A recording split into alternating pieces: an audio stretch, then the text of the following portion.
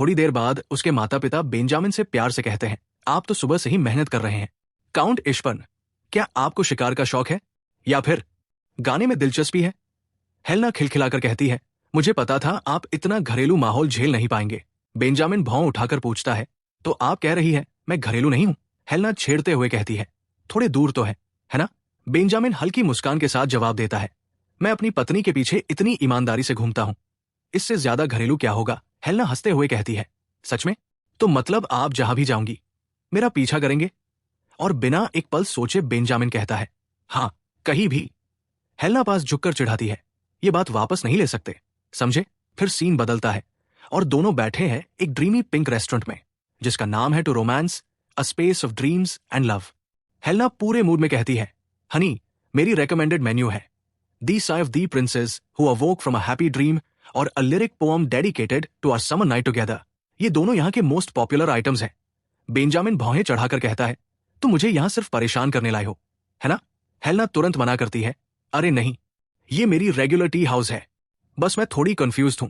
यहां winter seasonal menu भी है, नाम है दी XTH किस अंडर द एफर ट्री। सुनने में ही कितना ड्रीमी लग रहा है ना? बेंजामिन बड़बड़ाते हुए कहता है, मैं इस भयानक मेन्यू नेम को स्पेल करने से अच्छा मरना पसंद करूंगा। हेलेन हंसते हुए कहती है, सच में? लेकिन यहां रूल है, 1 मेन्यू पर पर्सन, और वो भी अलग अलग ऑर्डर करना होगा। मैं अपना ऑर्डर करती हूं। वो बेल बजाती है और वेटर मुस्कुराते हुए आता है, प्रिंसेस, प्रिंस, आज टी टाइम के लिए आप लोग क्या लेना चाहेंगे?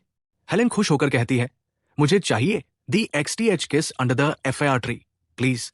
फिर वेटर बेंजामिन की तरफ मुड़ता है, तो प्रिंस साहब, आपके लिए। बेंजामिन शर्माते हुए लाल हो जाता है और हकलाकर कहता है, मैं लूंगा the northern grand dukes coldness.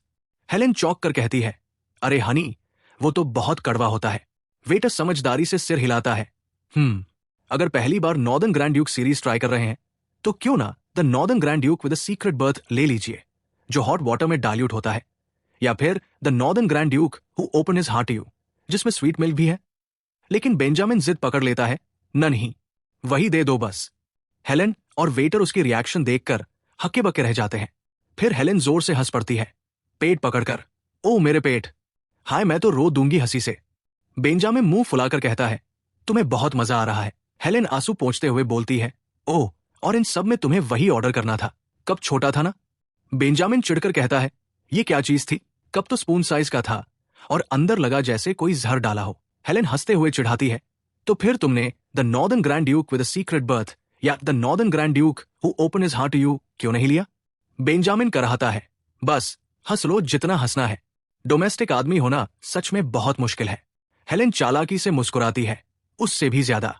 अब जबकि मेरे पास एक भरोसेमंद शुगर डैडी है, ये प्रैंक करने का टाइम नहीं है। अब मैं तुम्हें दिखाती हूं असली डोमेस्टिक और समझदार स्पाउस कैसा होता है। चलो मेरे साथ। और वो उसे खींचकर एक कपड़ों की दुकान ले जाती है।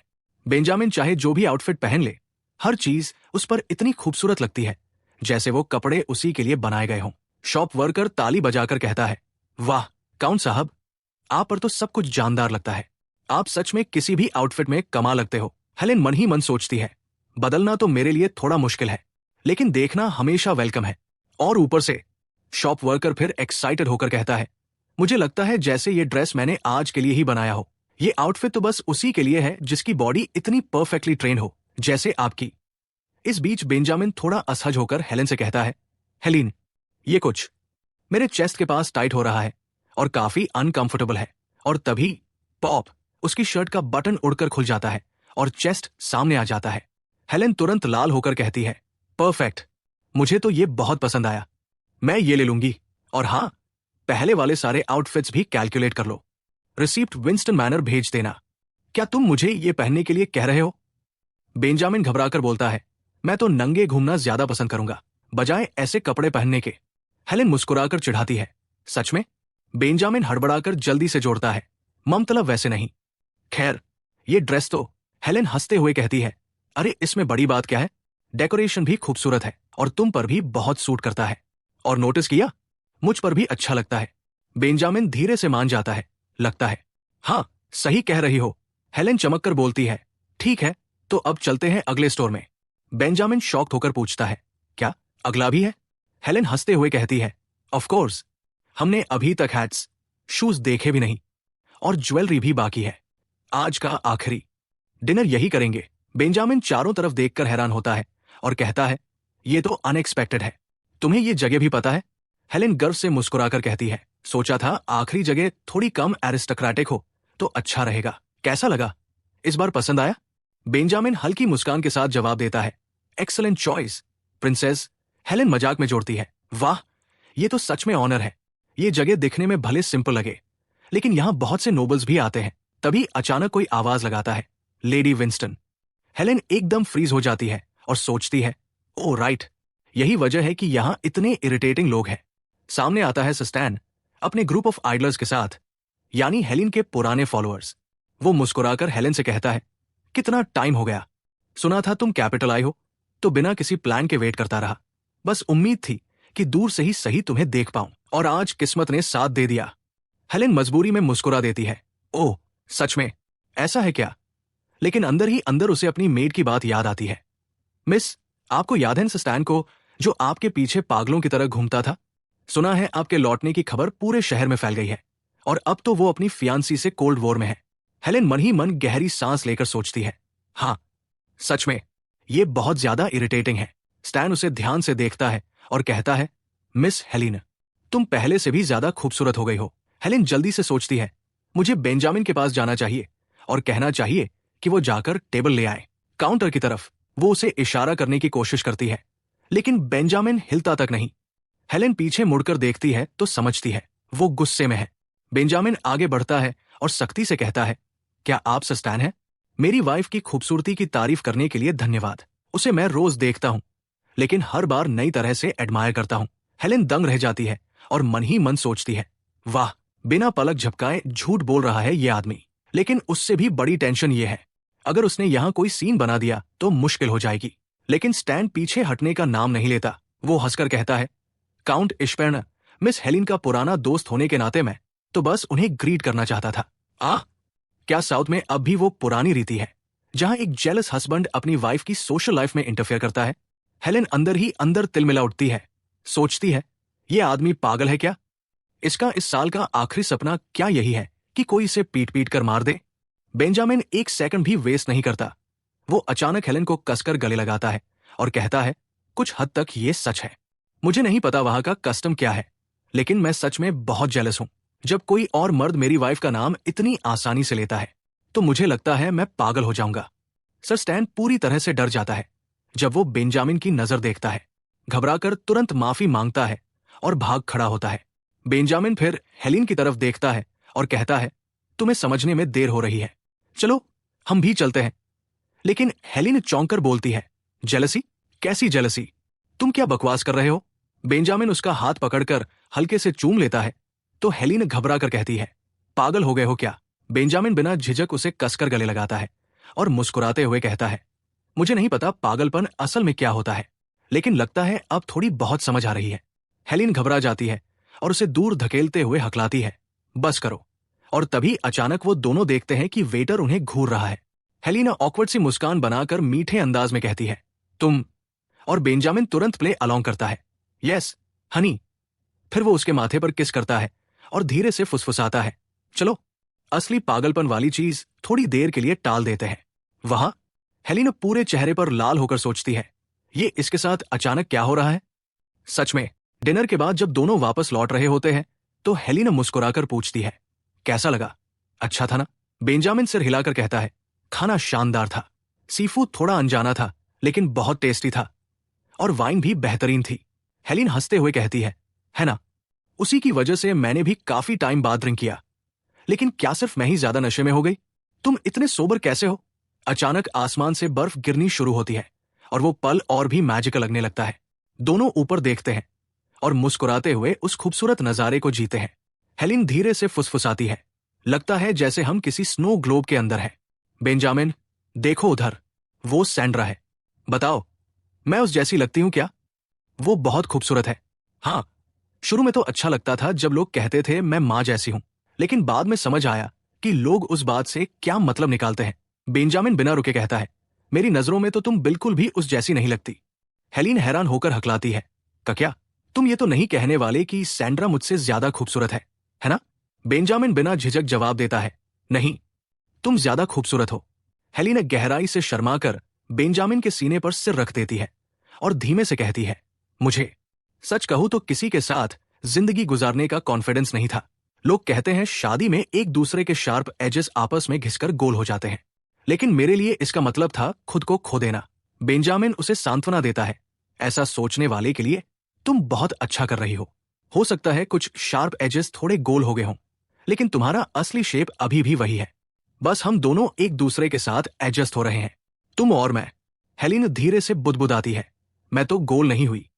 और मन ही मन सोचती है, तुम्हारे लिए तो मैं वैसी इंसान बिल्कुल भी नहीं हूं। बेंजामिन हल्की मुस्कान के साथ कहता है, लेकिन मैं गोल हो गया हूं। हेलिन उसे देखती है और धीरे से पूछती है, तुम मेरे लिए इतने अच्छे क्यों हो? मैं तुम्हारे लिए वैसी नहीं हो सकती। बेंजामिन शरारती अंदाज में कहता है, तो फिर आज पूरे दिन मुझे तंग करने का जो हिसाब है उस पर सोच रही हो? बस एक सॉरी बोल दो। हेलिन की आंखों में आंसू चमक उठते हैं। वो फुसफुसाती है, अगर मैं सॉरी कह दूं तो तुम मुझे माफ कर दोगे? बेंजामिन उसे गंभीरता से देखता है और कहता है, अगर तुम सच्चाई से बोलो और सच में सॉरी कहो तो हाँ, लेकिन बताओ, क्या तुम मुझसे प्यार करती हो? हेलिन घबराकर उसे कसकर गले लगाती है और कहती है, सॉरी, मुझे लगता है मैं बहुत ड्रंक हूं। चलो जल्दी वापस चलते हैं। अगले दिन बेंजामिन, हेलिना और उसके भाई बहन बर्फ में खेल रहे होते हैं। हेलिन पूछती है, सब लोग कर क्या रहे हो? हेनरी चिल्लाता है, हम ट्रेंच बना रहे हैं। तभी अचानक बेंजामिन बर्फ हेलिन पर फेंक देता है। हेलिन हैरान होकर चिल्लाती है, ये क्या कर रहे हो? बेंजामिन मुस्कुराकर कहता है, स्नोबॉल फाइट। कभी खेला नहीं, अब दो अडल्ट्स हैं तो बराबरी हो जाएगी। एरा, तुम हमारी चीफ हो और मैं अपनी वाइफ को दूंगा 2 टीममेट्स। और बस शुरू हो जाती है स्नोबॉल फाइट। बेंजामिन चिल्लाता है, इस वॉर में कोई वेट नहीं होता प्यारी वाइफ। वो सबसे बड़ा स्नोबॉल लेकर आगे भागता है और चिल्लाता है, आ जा हेलिन, ये आखिरी है, तैयार हो जाओ। हेलिन तुरंत धमकाती है, तुम अगर ये अभी फेंका तो डिवोर्स है। ये सुनते ही बेंजामिन वही फ्रीज हो जाता है। हेलिन चालाकी से मुस्कुराती है, अब हमारा मौका है, अटैक। और फिर उसकी टीम बेंजामिन पर स्नोबॉल्स की बारिश कर देती है। हेलिन हंसते हुए कहती है, कैसा लगा हमारी बर्फ का टेस्ट? लेकिन तभी बेंजामिन जल्दी से हेलिन को पकड़ लेता है और जोश में कहता है, हमने लीडर पकड़ लिया, हमारी जीत। हेलिन गुस्से में बोलती है, क्या? ऐसा कोई रूल ही नहीं था। लेकिन उसके भाई बहन हंसते हुए चिल्लाते हैं, हम जीत गए।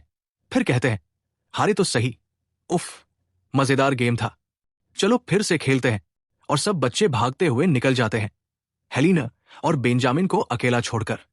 बेंजामिन शरारती अंदाज में मुस्कुराता है और कहता है, तुमने पहले क्या बोला था?